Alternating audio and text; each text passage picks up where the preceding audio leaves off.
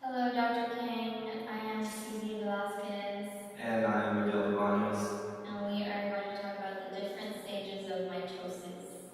First, mitosis is the replication of cells, somatic cells being hair cells or skin cells, anything but sex cells.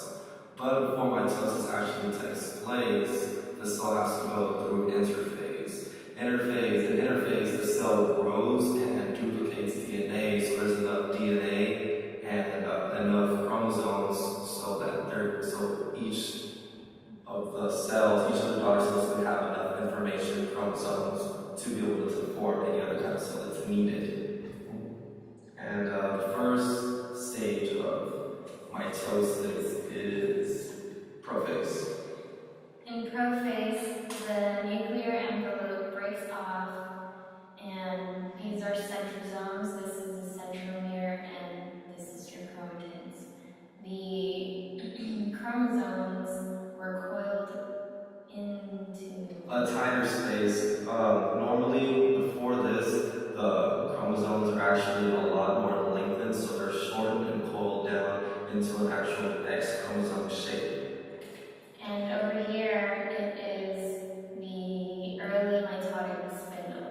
These are the centroids, or the centrosomes, and this is the aster, and these are the spindles, and they are preparing to go. The poles.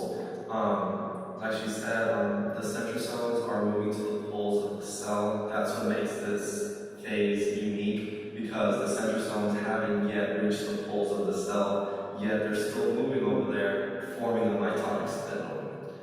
After this stage, stage 2 of mitosis is metaphase. Right here.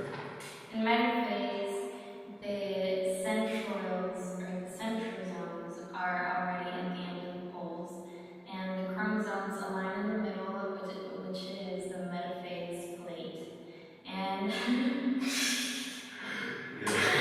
It's the metaphase plate. Yeah, the chromosomes are aligned at the metaphase at the metaphase plate, and there are two kind of microtubules. There is kinetochore, which are connected to the centromeres of the chromosomes, and non-kinetochore are just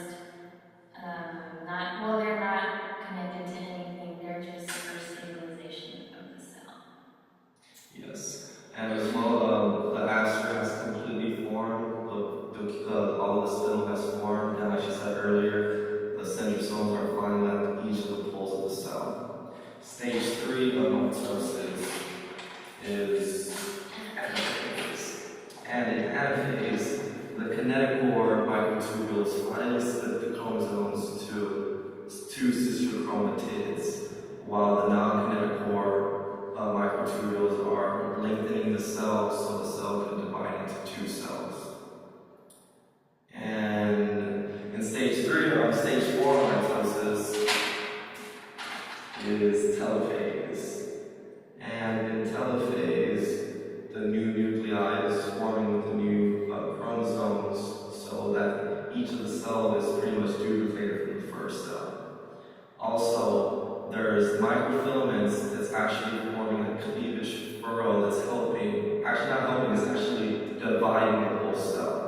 You know, a lot of people get confused with microtubules that's doing the splitting, but it's really the microfilaments that's splitting the cell. And it's actually only eukaryotic cells usually are the only ones that use microfilaments to split the cell, because in prokaryotic cells like plants and bacteria, they just form a cell plate that will make a cell wall.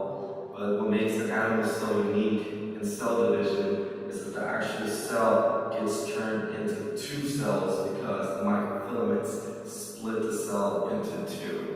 So after telophase or cytokinesis, you'll end up with two daughter cells that has the original information of the first cell, which has the chromosomes and all of the DNA and just the new cell. And all these 4 stages happen in the M phase in the cell cycle.